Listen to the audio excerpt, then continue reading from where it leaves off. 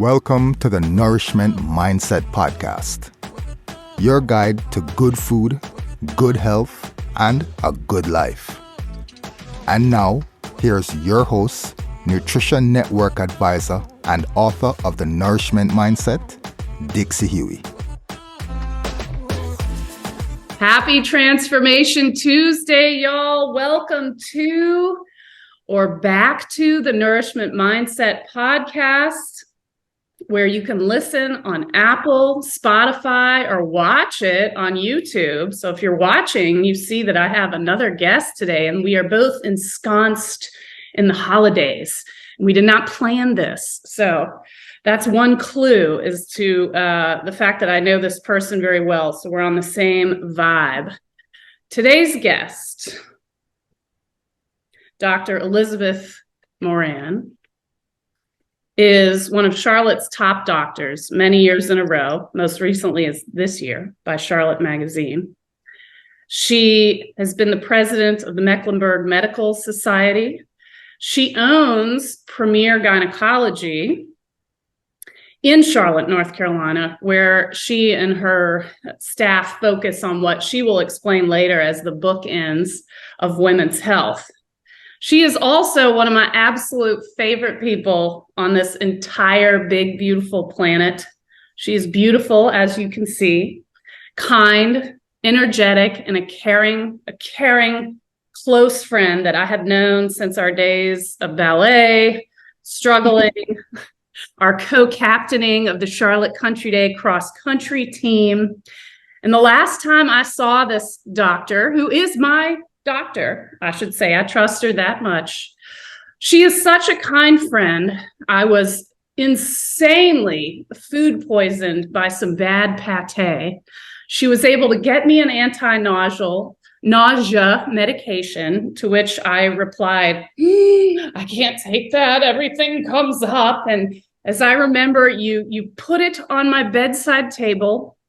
You looked at me with that face you have when you're in doctor mode, and you said, I will be back in 20 minutes. If this pill is not gone, I will be inserting it rectally. So welcome to the Nourishment Mindset Podcast. Whatever works. So I swallowed it, just so y'all know. I was like, okay, I don't need to know you that well, and you don't need to know me that well. But thank you. I mean, how many of y'all have a friend like that? Wow. So welcome, Dr. Elizabeth. Thank you. So please, I haven't done this before. I usually wait till the end, but I want to from now on do it before and after. So how can people find you in case they have to scoot early? How do we get in touch with you if we want to be your patient or just follow you? Right. So we don't do a lot of social media through the office because it's very much like right now a focused medical practice. But we do have a website. It's Premier Gynecology and Wellness, Premier GYNCLT.com. That has all of our information and links to us. I've done a couple of local podcasts through Charlotte Smarty Pants. You can find several sessions from May of 2020, I believe is when they were published. And a few other on SweatNet. And I'll make sure, Dixie, that you get the links to those if you're, yes. If any of your listeners want a little deeper dive into the menopause aspect of all this. Oh, they will. They absolutely will. So I have not yet you were my first healthcare provider. And so to me, as someone who works in sort of a softer area of healthcare, where I do work with patients one-on-one and sometimes in groups, I like to know what inspires other providers that are in healthcare. You know, why did you do this? Why didn't you, I don't know, go to New York and be a finance person or a consultant, a management consultant? What about healthcare? Well, I mean, part of it's I grew up in a medical family. Both of my parents they're now retired, but they had long careers as rheumatologists. And for anyone that doesn't know what that is, that's sort of an autoimmune specialist. And especially when they started practice in the late 1970s, there was a lot less understanding of the immune system. So even though they practiced clinical medicine for 40 years, they were constantly learning and updating their practice and doing research. Mm-hmm. And I always thought that was such a cool thing, like such a cool job to learn to help people, but they were also refining things along the way. So medicine came naturally to me just from exposure. And then I like solving problems, and I don't really like math. So, I mean, I had to do math, but I don't really math. So I like more of the story aspect of clinical medicine than I would probably another technical aspect. Would that be like the art part, the science and art of medicine? Yeah, that's a good way to put it. I have I've always, since I was young, just been able to get people's stories and think about that. And so I think that kind of led me, and there are lots of different ways to be in medicine, but towards clinical medicine specifically was more, the getting to know people over a period of time.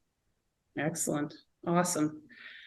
So why then, I mean, healthcare is a big old space, right? Why a physician specializing in women's health? What was it, because you all go through the rotations and there's psychiatry and there's cardio and everything. Why OBGYN?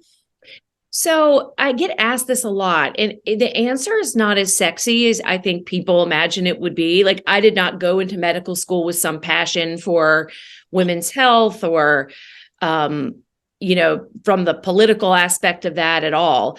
Honestly, what's neat about OBGYN is it's a field that has procedures and longevity of patients and surgery, and labor and delivery is very unique. So it has a variety of things that involve talking and doing. So it's not all of one or the other. And it's really interesting. A lot of physicians in training struggle deciding between OBGYN or urology or emergency medicine, all of which are kind of similar with the pace to some degree, or maybe ENT a little bit.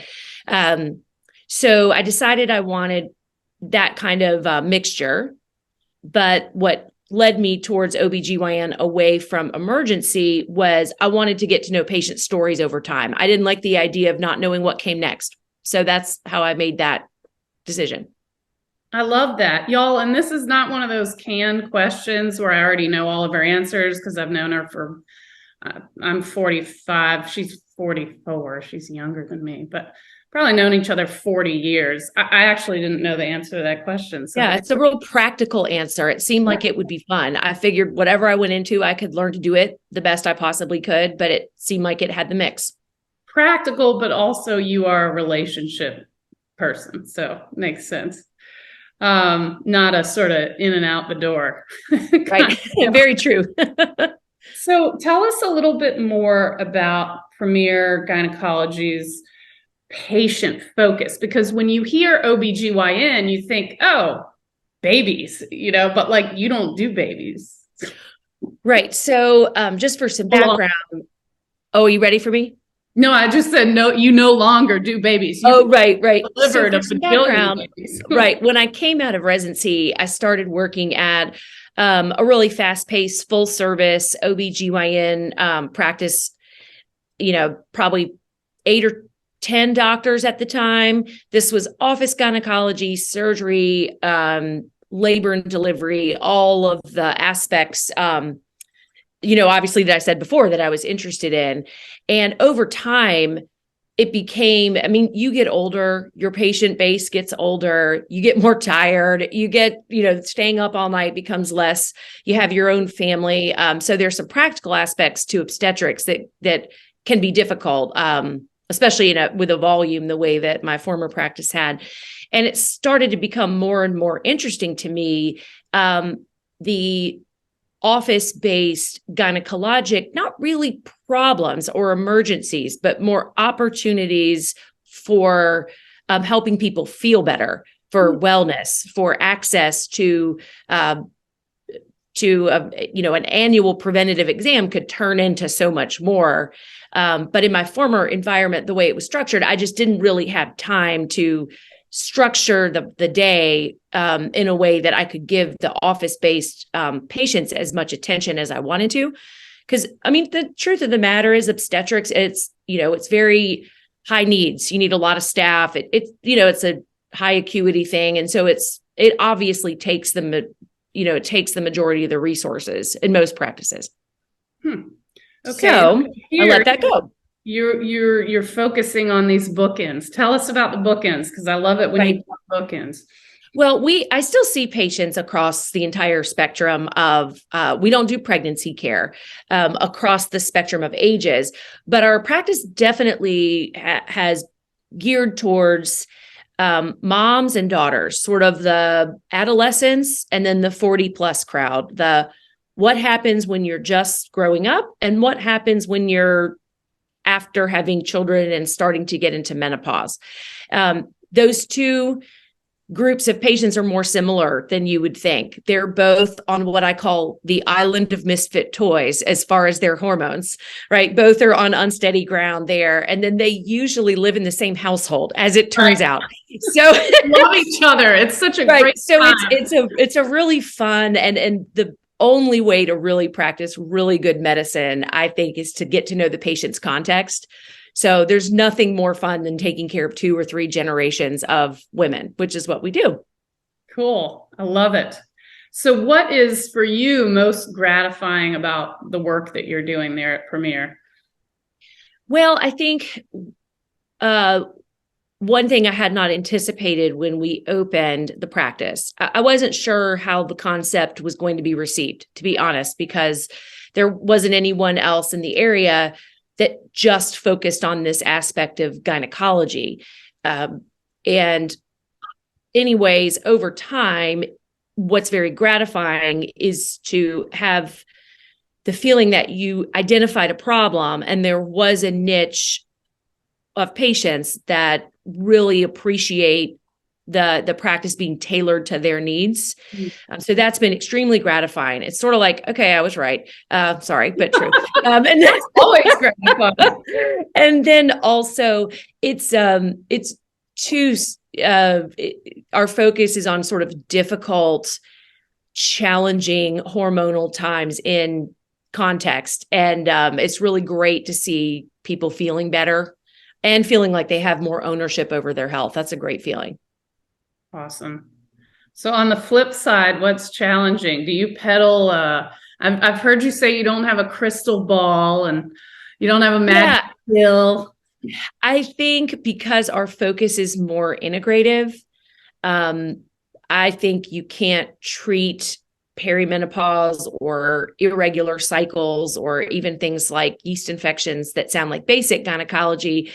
You can't really treat those things without addressing what's going on with the whole person, from their stress to their sleep, to their metabolic wellness, to their work context, to family context. You can't really, you can put a Band-Aid on the problem, but you're not really solving it per se, or solving it to the best of your ability.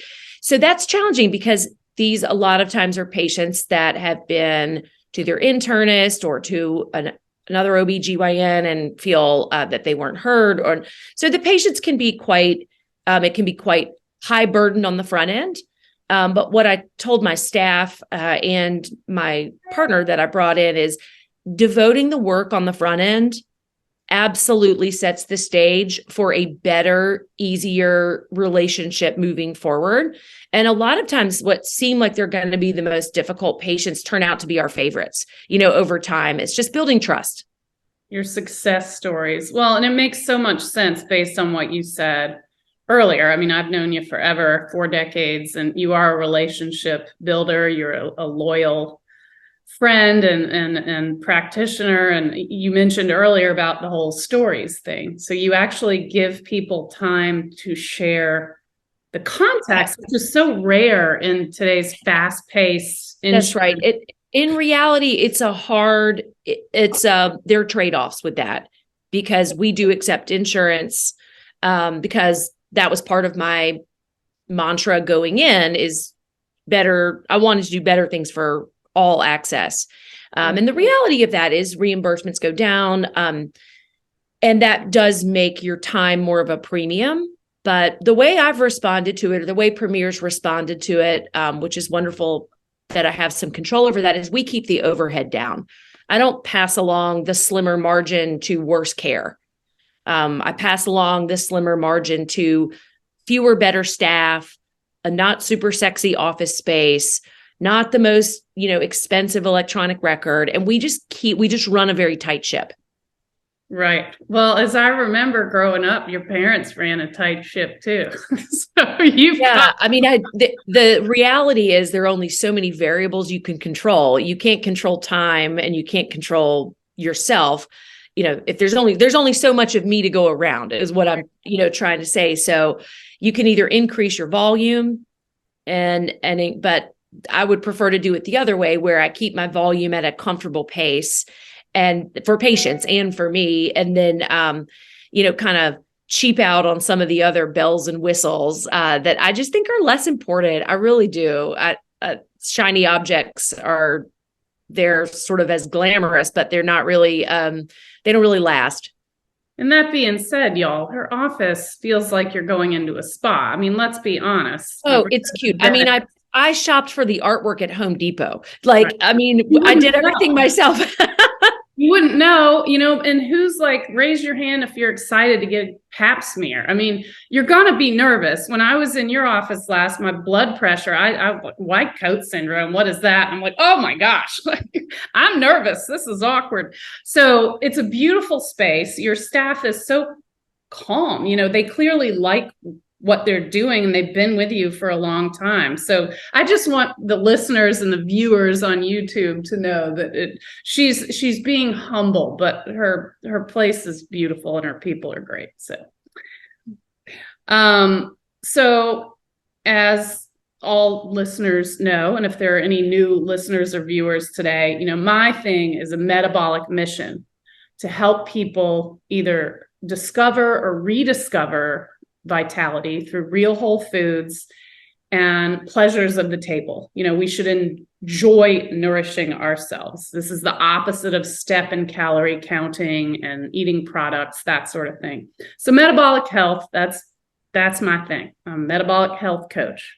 So I would like to zone in or hone in a little bit and just ask you, because I know you see this day in and day out, what effects of poor metabolic health do you see in your office? Yeah, this is a great question. And to be perfectly honest, you can't really decouple medical problems from metabolic health. Endocrine systems throughout the body all communicate with each other. And gynecology is unique, that we women have one of the most highly tuned endocrine systems in the reproductive system. It is designed for reproduction. Like we don't think about that now in modern times, but that's how humans made it. This far was to evolve this system. And so the system it was an evolutionary advantage for the reproductive system to take cues from the environment about when reproduction would be favorable or not. And so obviously everything talks to each other. And I would say the most common gynecologic problems that I see that have a huge metabolic component are, of course, PCOS, polycystic. That's really has nothing to do, for your listeners, with ovaries or cysts. It's a metabolic dysregulation. Irregular cycles, acne to some degree, we see as can be metabolic and diet-based. In the 30s, a lot of times fertility issues. There's even some research now on miscarriages and other pregnancy issues as it relates to inflammation, which is obviously linked to metabolism. And then obviously the one that really is my life's work, is focusing on perimenopause and menopause as the ovary ages, especially in the years around when it retires. It is a proven fact. It is settled science. The cells become more insulin resistant. There's no arguing that. So even the most in tune patients notice changes in how their system works. And so I start talking as soon as I can, but especially in the mid to late 30s, about this is a fact. This is going to happen. I can't tell you exactly when, but going into perimenopause and menopause as metabolically healthy as possible is a huge advantage to keeping the wheels on the bus. So just a quick review. I'm going to give myself a quiz and you can give me an F if I deserve it. For listeners, I'm sure the dudes out there are just like, wow. Wait till we get to the vaginal biome. Yes, exactly. So the ovaries are what holds the ovum or eggs that release. Right. The ovaries are fertilized or have a period. That's right. The ovaries are the command center. Okay, the command center. And then one thing you said, which I would like you to just define, I guess, PCOS, polycystic ovarian syndrome. Tell our listeners what that is and why that's a problem. So historically in medicine, diseases or clusters of symptoms, let's call that, were defined by the symptoms, physical symptoms, and potentially lab work and other, they didn't have a lot of background knowledge of the root cause of a lot of things. So polycystic ovarian syndrome is essentially, there are a couple of phenotypes, but the most common is metabolic dysregulation, insulin resistance, high triglycerides, central adipose, weight gain. That's your middle, folks. The apple shape, and a tendency towards diabetes or higher, resting glucose. And the way that it manifests, that metabolic syndrome manifests itself across all organ systems. And the way it manifests itself in the GYN organ system is that the ovaries in this case are exposed to extra estrogen because the fat cells around the middle weakly produce estrogen as a byproduct. So the ovaries are exposed to extra estrogen, which then can convert to testosterone and other byproducts. Essentially, the ovary is not sure if it's supposed to ovulate or not. It does not mean there are no eggs there at all, but they grow a characteristic look to them where they have lots of follicles that have started to mature but haven't reached full maturity. So polycystic ovary is really the description of a phenotype that you could see on an ultrasound. But the upstream cause for that is metabolic dysfunction. So in my brain, which did not go through all of the bio and what's the class everyone hates, organic chemistry and all the stuff that y'all did, I thought I was going to be a doctor too. We were at Duke together and I got weeded out the first semester when I almost failed calculus. So I didn't get to hang with her in any of those classes. But the way that I think of PCOS, for better or for worse, and I am not making light of this. As a metabolic health coach, I want people to be vital, and having a young woman with this who could have her fertility affected is not a laughing matter. But I must say that in my brain, I sort of think of it as like having diabetes in the ovaries. Yeah, that's a great way to describe it. For the listeners, I do want to just define.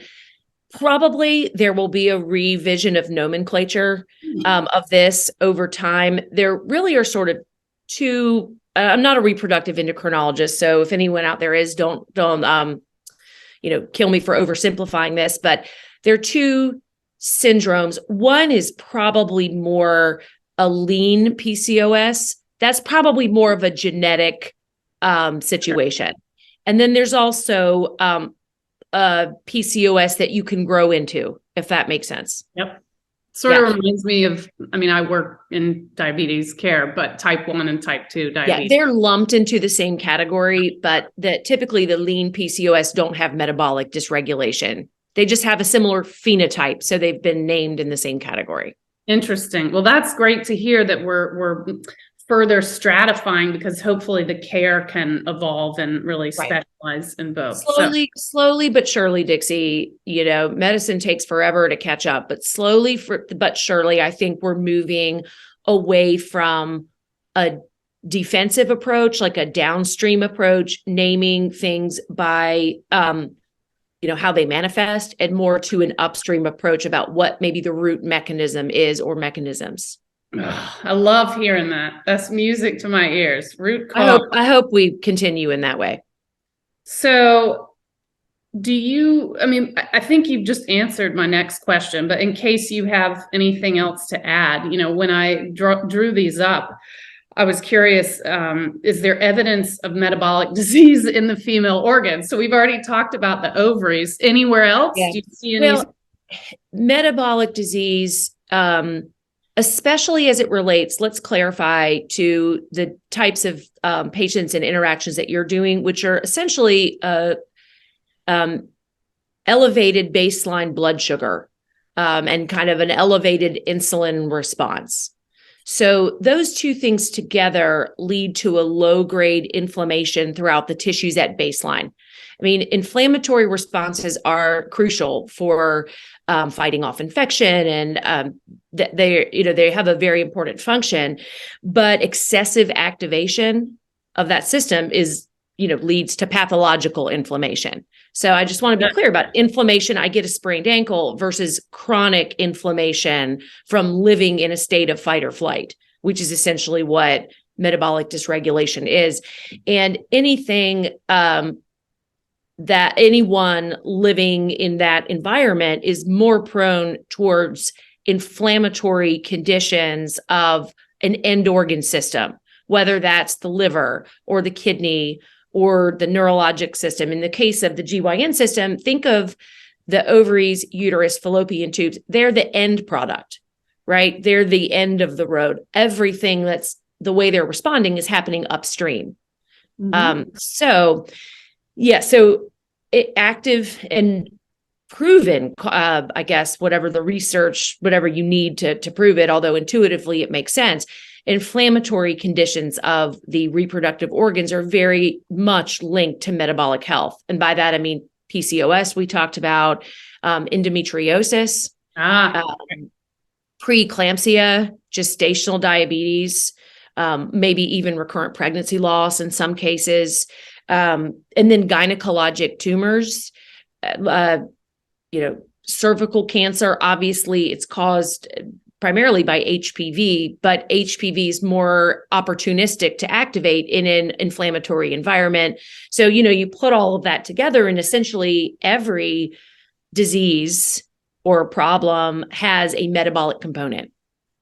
How much depends potentially on what you're talking about, but you can't really say that there's anything that's not metabolically at least reacted. There are probably some examples I'm not thinking of, but we're an organism. We're like the bears at the zoo. Everything talks to each other. It's not silos of health. Right. Specialty care might be siloed, but the body. And you have to, that's a great way to put it. Well, what you just said really hit home to me. I'm a pretty open person, as you know. But when you said preeclampsia and pregnancy loss, miscarriage, I mean, I know so many women, myself included, who have suffered a miscarriage, and I then had postpartum preeclampsia. I mean, it was y'all, it was Dr. Elizabeth Moran, to whom I sent a photo of my foot after Fletcher was born. And I said, I think something's weird, because my tummy's the only thing that's not swollen. My whole body is swollen. I got this headache, yada, yada. And you very calmly said, I need you to just go get your blood pressure checked. And it was through the roof. And I was a sick, sick chick. But I have wondered for years, was it my diet? Because I was pregnant both times before I knew what I know now. And I always thought I was eating healthy. I mean, we can't go back in time and beat ourselves up for past stuff, but it was very strange in my second pregnancy how much I craved sugar, and I let myself eat it because I was just like, I can have the muffin and the decaf mocha. I'm like, I haven't gained much weight, but I'll never know. Well, I think it's important to remember that all disease is a systemic problem that manifests itself in a certain organ system. Yeah. I mean, from preeclampsia to breast cancer to PCOS or whatever we want to say. And very infrequently is there a single cause for any sort of problem. It's multifactorial. There's a lot of ingredients baked into the cake. Probably some genetic, some environment, some metabolic, some environmental, some luck, some age, which obviously is a cumulative risk factor. So, had now what you know then, I don't think that would have prevented your genetic predisposition towards preeclampsia. Right. It might have made an impact, but maybe not. So I think that's important to know. Obviously, I would always default, the way I counsel patients is, we never know what's around the corner. So going into the great unknown in the best capacity we have for our body to work the way it's supposed to is just an advantage. Yeah. Well said. Well, darn, I can't spend a bunch of money on therapy, which I've already done. All right, let's go to, I think I was telling Dr. Moran that I'd never said the word vag on the nourishment. Vag. Is there a vaginal biome? And if so, how can we help it flourish? Fabulous. So vaginas are just a mucous membrane. So is your mouth. And in some ways, so is your GI tract. Essentially, all of these orifices communicate from the inside and the outside of the body. So let's just put that out there, that obviously if the gut has a biome and the mouth has a biome, the vagina has a biome as well. Ooh. All of those different body parts serve different functions. So their biome has evolved to be favorable over time in different ways. But absolutely, the vaginal environment specifically likes to have a pH that's acidic, and that is made up mostly of lactobacilli and fewer organisms that are called anaerobes or aerobic bacteria.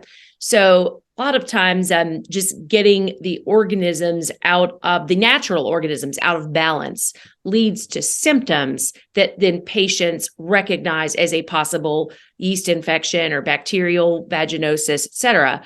But all that really means is that a normal, or almost always, I'm qualifying all of this because of course there are strange exceptions, but really that's not an infection from yeast. Typically, yeast is opportunistically taking advantage of an environment that allows it to grow. So yes, obviously the vaginal biome is extremely important, and everyone, at least in my practice, is counseled to focus on their gut health. Usually those two things go together. They're endocrine systems and they function together, but also I'm a huge proponent of vaginal health probiotics, whether oral or vaginally, especially for women who have frequent infections or irritation, things like that. So, we talked about rectal insertion in the intro. Are these vaginal probiotics? Listen, they have both. You can have probiotics compounded from a compounding pharmacy into a suppository. You can buy suppositories. You can buy a gel. They also come in oral capsules. Some probiotics will say for women's health. A lot of this is all different ways to get to the same thing. So like the case with almost everything else that you deal with, Dixie, there's not one solution to this. There's not one perfect way to do it. It's mostly what the patient's able to do. And probiotics are more important in certain contexts. Adolescents are more prone to irritation and yeast infections and things like that because their hormones are just getting organized. And so they have some natural disruptions. And then perimenopausal women and menopausal women can be more prone because their hormones are also disorganized. And the vagina obviously is a hormonally sensitive organ. When I say hormones here specifically, I mean estrogen, progesterone. Right. Well, as you know, some of the listeners know, I can have a sense of humor as a teenage boy. So I just have to come back to, it's fun with orifices. She said it first, but, whichever orifice you want to take your probiotic, that's up to you and your maker. That's right. And remember, ladies out there, the vagina can take a joke. Think about what it goes through. It's okay. Right. We don't need to micromanage the vagina. Something to support vaginal health, if you're prone to infection or you're perimenopausal, is helpful. balancing the pH in menopause with hormone topically sometimes can be helpful, right? Watching your diet, getting rest, all the things that keep you healthy across the board will keep your vaginal biome healthy. Avoiding scented soaps and spritzes and buffers and puffers and all of this, that is just counterproductive because it washes away the good bacteria. So just let her be. All right. Cool. So let's say you have, I'm just going to pick on a hypothetical patient that I think you might see. She's, we'll give her about 48 years old. She's gained about 20 pounds. She's got her adolescent daughter bitching at her. She's not feeling so sexy with the hubby. Like, she just doesn't feel good. Like, she comes in, she's like, I've gone to 3 other doctors. I feel like shit. I think my hormones are messed up. That's why I gained weight. What do you do? First I listen to what she says, and she's not wrong. I mean, by definition, at 48 or really over 40 or any age, yeah, her hormones are at play. It may not be her quote unquote reproductive hormones at certain that are the culprit, but I listen to everyone, and I have a protocol that gathers data.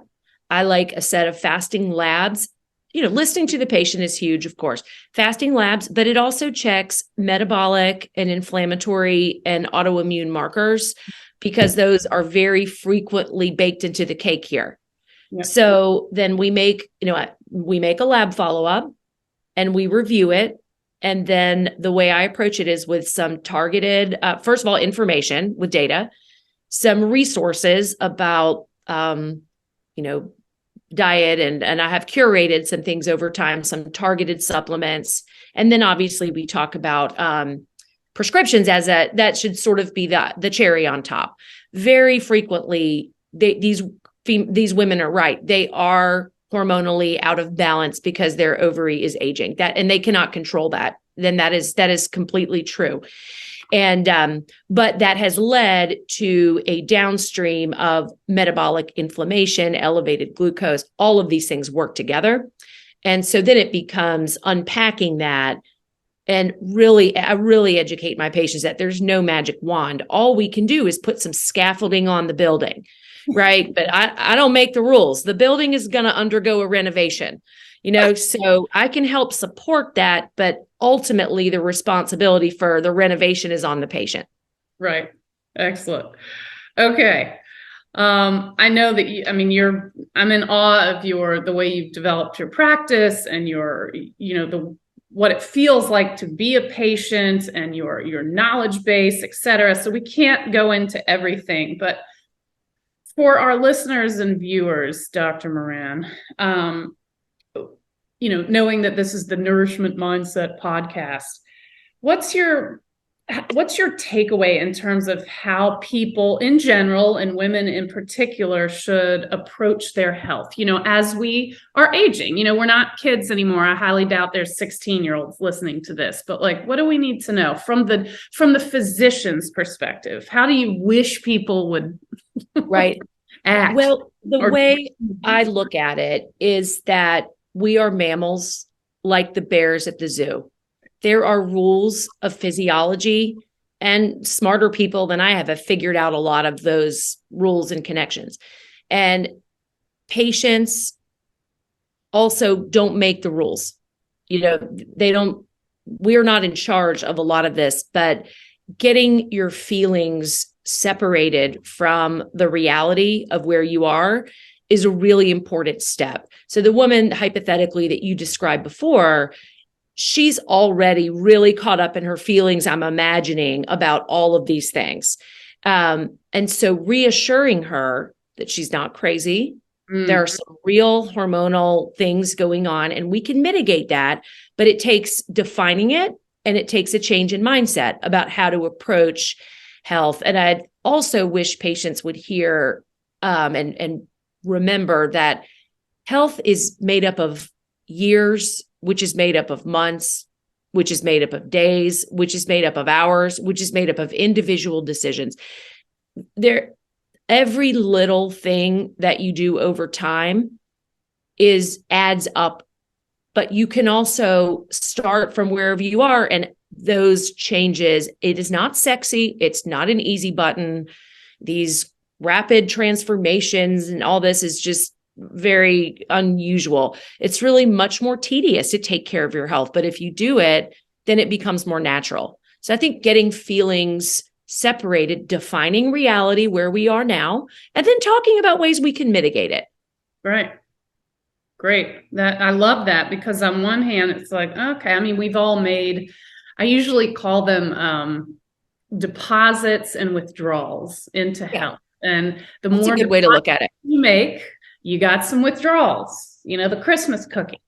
But if you're not making any deposits, you ain't got nothing to withdraw. You got an empty bank account. So I love that, because it goes both ways. You could see that as a Buddy the Elf mug is half empty or half full, because right now your next nourishing meal, or the next walk you take, or the next set of weights you haul around, you're making that investment. Yeah. I like the bank account analogy. That's a good one, to help understand how that is cumulative over time. And I find most patients, if you can help them feel like they understand the rules, then they're willing to at least think about playing the game. The reason people are confused is there's too much noise, there's too little concentration on big picture, and there's too much judgment, frankly. Yes, right. And that's something that just drives me up the wall when it comes to patients who receive a type 2 diabetes diagnosis, because it's insinuated, if not stated, that you just ate too much and you didn't move enough. And it's like, it's so much more complicated than that, and there's so much shame in that. And I can imagine it could be similar in some of the like PCOS or other things. Like it's not that anyone sets out to become sick, but it's the reality thing that you said. This is where we are. So what's the new game, and how do we play it? And I love that analogy. You just have to define reality and meet people where they are. Awesome. So remind us again how to find you. Well, the best way to find us is online. Our practice website is Premier Gynecology.com. Sorry, it's a little bit of a mouthful. We are in Charlotte, North Carolina, located kind of between the Eastover and Myers Park neighborhoods on Randolph Road. Certainly, we can put a link maybe to the website in the show notes or something at the bottom. We don't really have much social media because we're a clinically focused practice, but absolutely, you can email us through the portal. We have a portal online, even if you're not a registered patient and want to talk about something, we can absolutely try to see what we can do. Thank you. Thank you so much. So y'all, please, please, please share with people who might be interested. I would love reviews. I'm still new. So anyone who is bodacious enough to put a review on Apple, Spotify of this podcast, I will give a free copy signed of my Nourishment Mindset book being launched in early 2023. It could even be a shitty review. I mean, I can learn from that. I'm not saying I need a 5-star review. I have to earn those, right? Also, I invite you to submit questions to me. If you have a show topic or even a guest you'd like me to interview, I would love to do that. I got to put those 20 years of PR to work. There's one thing we haven't done yet. So I have one rule on this podcast, Dr. Moran.